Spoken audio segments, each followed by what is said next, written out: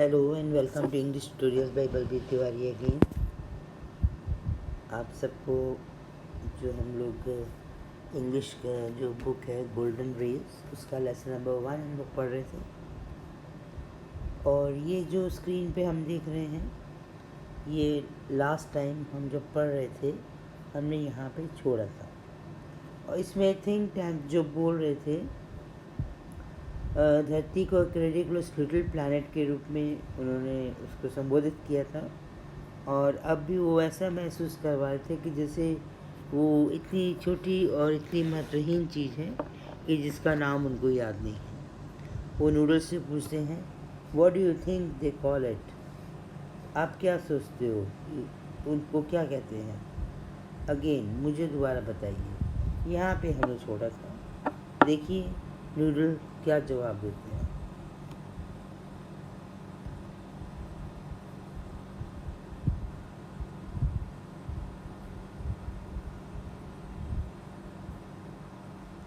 Noodle, earth your intelligence.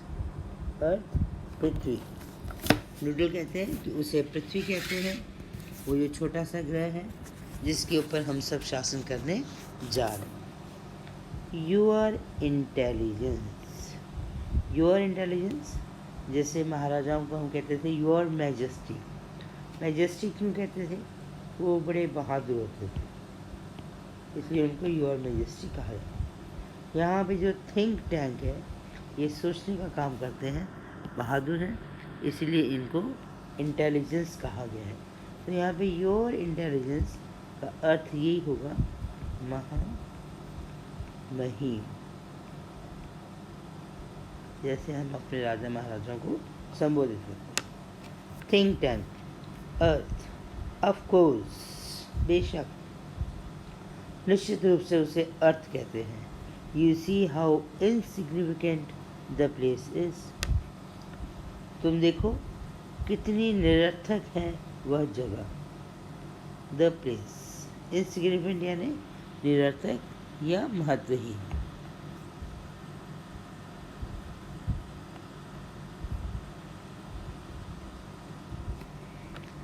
But first, लेकिन पहले, something important, कुछ महत्वपूर्ण बात करें। इसका मतलब ये हुआ कि थिंक टैंक के लिए वो जो छोटा सा ग्रह पृथ्वी है वो महत्वहीन है, निरर्थक है, लेकिन थिंक टैंक चाहते हैं कि उसकी बात करने से पहले कुछ और जो ज़्यादा इम्पोर्टेंट है, ज़्यादा आवश्यक है, उस बात की चर्चा की जाए। My mirror, I wish to consult my mirror, मेरा दर्पण, मिरर यानी कि दर्पण। I wish to consult, consult का मतलब होता है विचार विमर्श करना।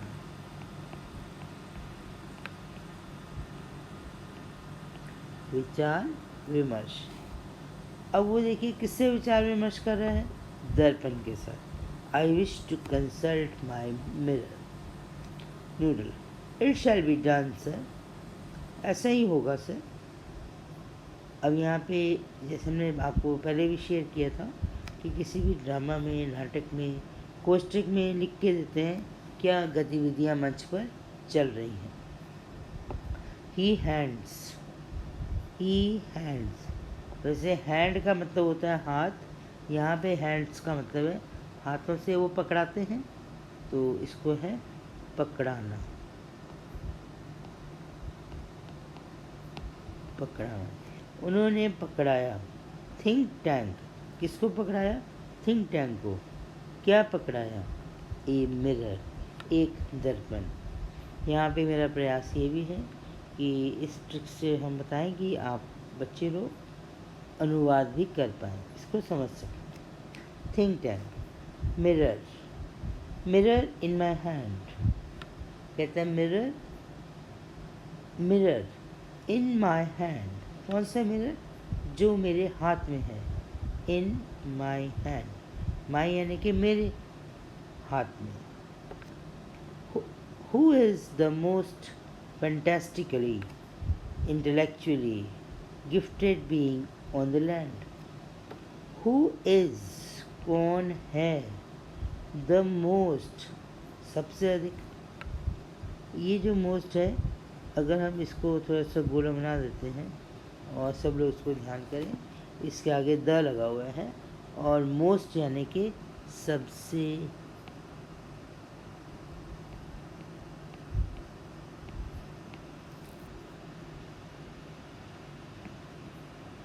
अधिक।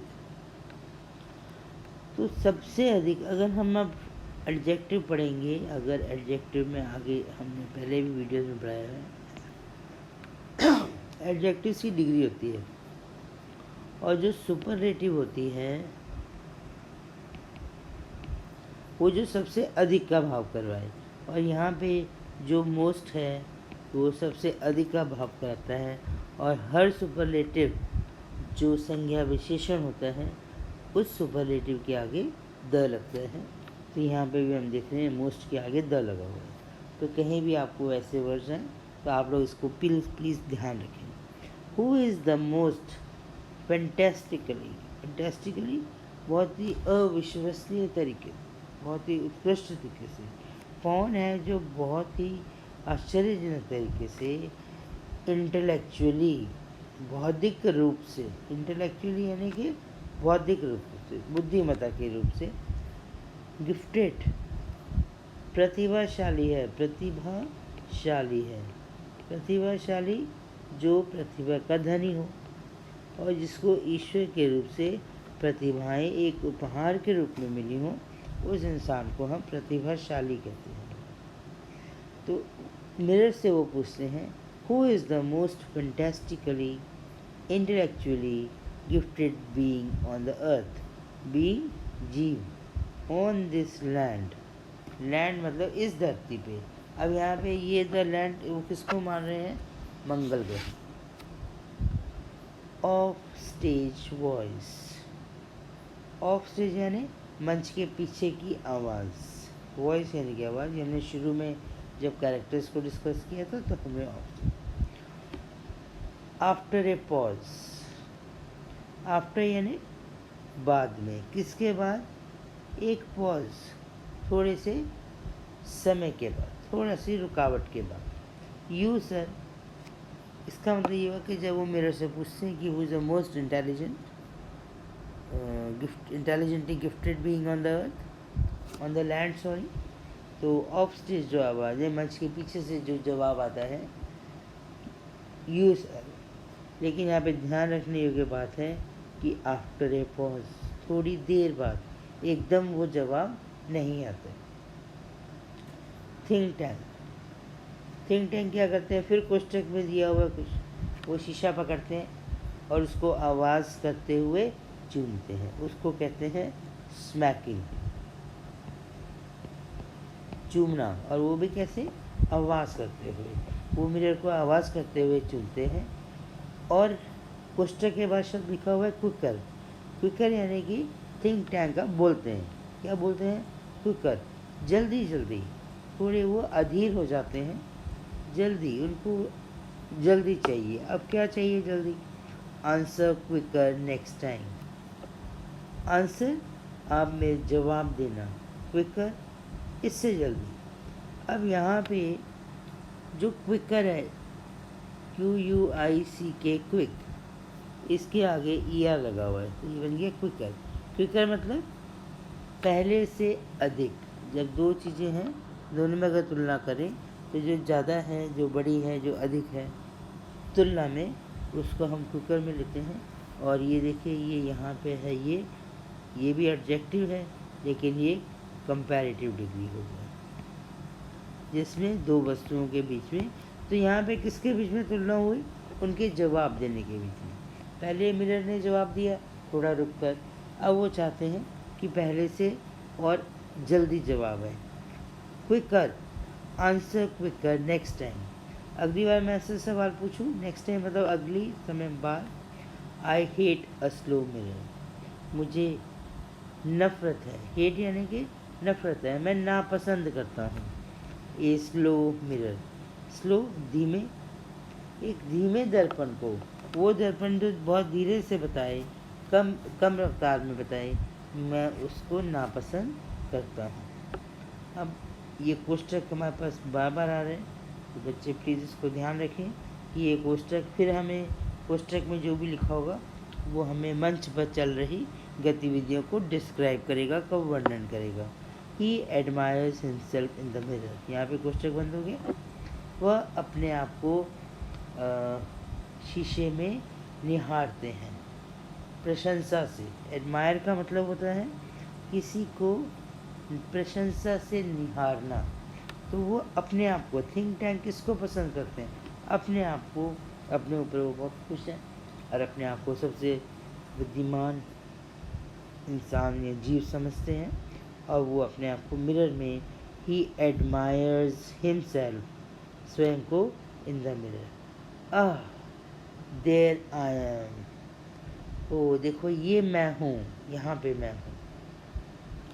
Are we Martians not a handsome race, क्या हम मंगल ग्रह के निवासी एक आकर्षक जाति नहीं है? हैंडसम जो सुंदर दिखने वाले लोग हैं, रेस यानी कि जाति। क्या अब वो मिरर से पूछते हैं कि क्या हम लोग सुंदर दिखने वाली जाति नहीं है? इसका मतलब उनको ये अहम भी है कि हम मंगल ग्रह के निवासी बहुत सुंदर हैं। So much more attractive than those ugly earthlings with their tiny heads. So much more attractive, so much इतने ज़्यादा हम आकर्षित हैं, आकर्षित करना, आकर्षित हैं देन दोज अगली अगली, अगली यानी कि कुरूप, बदसूरत, कुरूप जो अर्थलिंग है। अर्थलिंग अर्थ यानी धरती, लिंग्स मतलब रहने वाले, वो धरती पर रहने वाले जो जीव हैं उनकी तुलना में तो हम बहुत ही ज़्यादा आकर्षित हैं। और वो अर्थलिंग कैसे हैं? विद देयर टाइनी हेड्स, उनके टाइनी छोटे, उनके छोटे छोटे सिर हैं। और जो थिंक टैंक है, हमने पहले पढ़ा था कि उसका सिर बहुत ही विशाल, बहुत बड़ा अंडाकार आकृति में है। तो धरती के जो लोगों के साथ, एक तो अर्थ ग्रह को ये बहुत छोटा मानते हैं, और वहाँ के लोगों को भी वो ये मानते हैं कि वो कैसे हैं, वो लोग अगली हैं। Noodle, you keep on exercising your mind. Noodle, तुम अपने माइंड को, योर माइंड, तुम्हारे माइंड को, कीप ऑन, कीप ऑन का मतलब है जारी रखो, जारी रखना। क्या जारी रखना? एक्सरसाइजिंग। तुम, वो नूडल को तो देख के बोलते हैं, नूडल आप भी अपने दिमाग को क्रियाशील, एक्सरसाइज क्रियाशील, एक्टिव रखना जारी रखो। And some day you will have a balloon brain just like me, और किसी दिन तुम्हारा भी जो ब्रेन है, जो मस्तिष्क है, वो गुब्बारे की तरह बड़ा हो जाएगा। जस्ट लाइक माइंड, माइंड यानी कि मेरा, जैसे मेरा है ऐसा ही ब्रेन तुम्हारा भी हो जाएगा।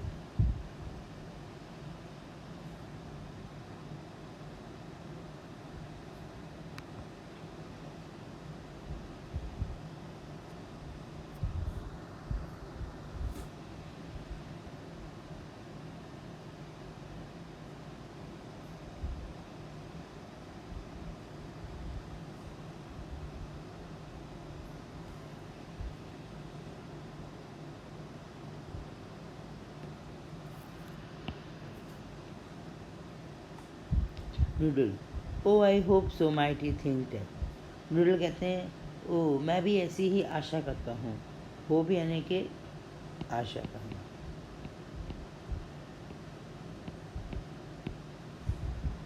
Mighty think tank, Mahabali think tank, I hope so think tank. Now contact the space probe. अब नाउ यानी कि अब सारी बातें हो गई। Contact the space probe, contact संपर्क करिए, कॉन्टैक्ट यानी कि संपर्क करिए द स्पेस प्रोब, वो जो अपना परीक्षण यान है, परीक्षण करने के लिए गया हुआ है, आप उसके लोगों को कांटेक्ट करिए। आई वॉन्ट टू इन्वेड, आक्रमण करना चाहता हूँ। दैट प्रिमिटिव, प्रिमिटिव यानी आदिकालीन।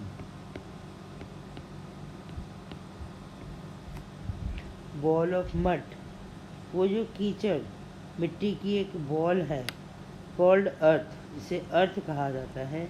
बिफोर लंच, लंच दोपहर का भोजन।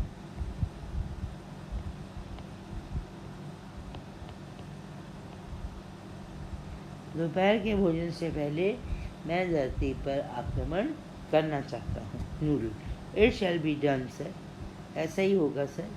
ही adjust the levers on the switch board, वो जो स्विच बोर्ड के ऊपर लीवर्स होते हैं, जो स्विचेस होते हैं, बटन्स होते हैं, उनको वो एडजस्ट करते हैं। Electronic buzzes and beeps are heard as the curtain opens, जो इलेक्ट्रॉनिक बजेस हैं, आवाज़ें हैं, और बीप्स और बारीक आवाज़ें हैं, वो सब सुनाई देती हैं as the curtains open.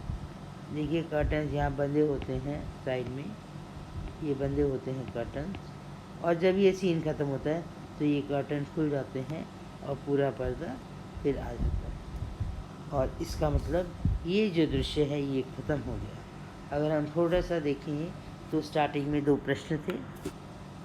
Y is इस era called the era of books, तो उसका यही है कि क्योंकि बुक्स ही सब कुछ बताती थी, क्या करना है, कैसे करना है, क्यों करना है। और किसने इन्वेट किया अर्थ को, तो मंगल ग्रह ने इन्वेट किया।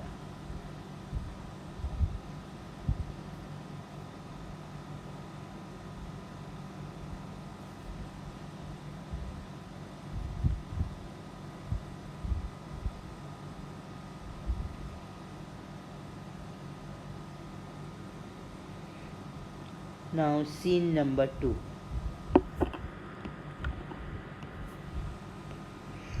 अब सीन नंबर 2 में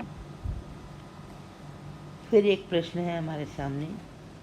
read and find out what guesses are made by think tank about the books found on the earth. What guesses, guesses यानी अनुमान, क्या अनुमान लगाए गए थिंक टैंक के द्वारा, किसके बारे में, अबाउट, अबाउट यानी कि बारे में, द बुक्स वो विशेष पुस्तकें, फाउंड ऑन अर्थ अर्थ पे वो जो पुस्तकें उनको मिली उसके बारे में थिंक टैंक ने क्या गैस लगाया, ये किताबें कैसी होंगी, ये क्या कर सकती हैं। तो किसी भी ग्रह का, किसी सभ्यता का जो हमें उनके बारे में जानकारी होती है वो या तो उनकी पुस्तकों से होती है या उनके जो अवशेष रह जाते हैं उनसे। Time a few seconds later, पिछले दृश्य में हमने देखा था जब पर्दे खुल जाते हैं, सीन ख़त्म होता है, तो न्यूटल है वो कुछ स्विच बोर्ड पे नॉब्स, लीवर्स को एडजस्ट करता है, शायद देखने के लिए, प्रोब यानी कि देखने के लिए, संपर्क स्थापित करने के लिए उस अंतरिक्ष यान से जो कि धरती के पास जा रहा है और उसको ढूंढने के लिए। Place Mars space control and Centreville public library. अब स्थान कौन सा है, मंगल ग्रह अंतरिक्ष नियंत्रण और सेंट्रीविले पब्लिक लाइब्रेरी, पब्लिक यानी सार्वजनिक।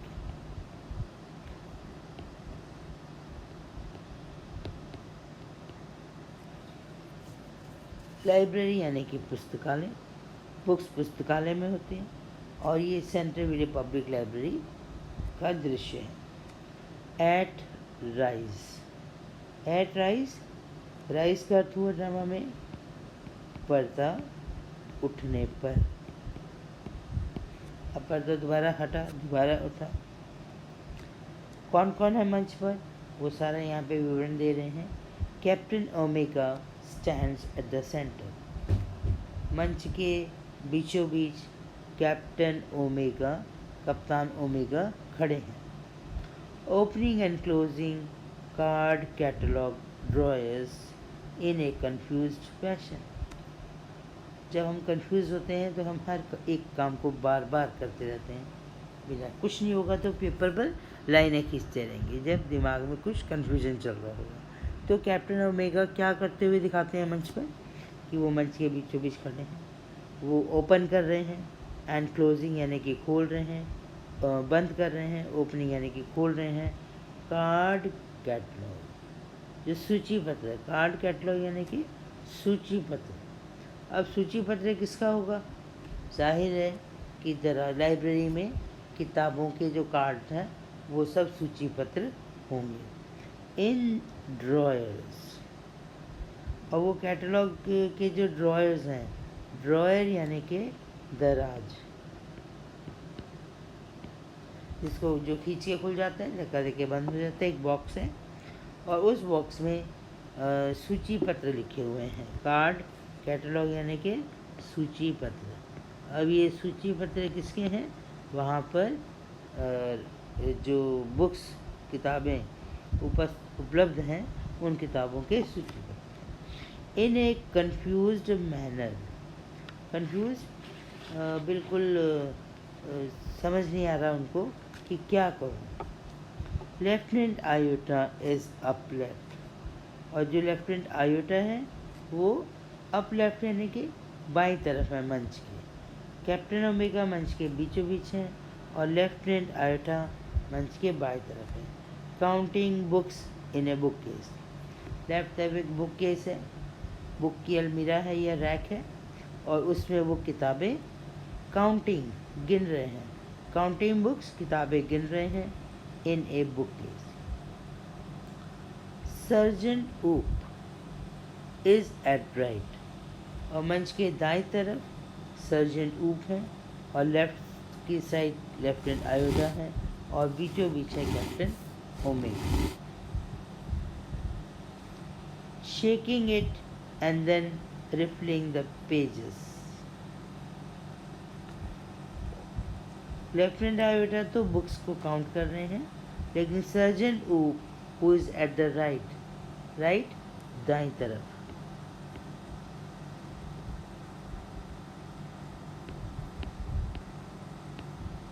दाईं तरफ है, is opening and closing a book, वो एक पुस्तक को खोल रहे हैं और बंद कर रहे हैं। कैप्टन ओमेगा एक दराज को खोल रहे हैं, बंद कर रहे हैं, और सर्जेंट ऊप एक किताब को खोल रहे हैं और बंद कर रहे हैं। टर्निंग इट अपसाइड डाउन, उसको ऊपर नीचे उलट पलट करके भी, अपसाइड डाउन उलट पलट करके मोड़ के दिख रहे हैं। शेकिंग इट, फिर उसको हिला रहे हैं, शेकिंग यानी कि हिलाना। And then riffling the pages, riffling तेज रफ्तार से पलटना, तेजी से पलटना।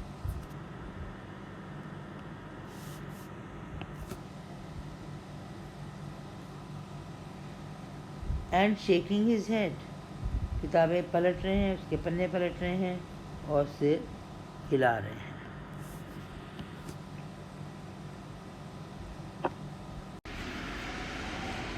Okay, thank you very much for being with me. उम्मीद करती हूँ कि मैं आप सबको समझा पाई होंगी। Have a nice day.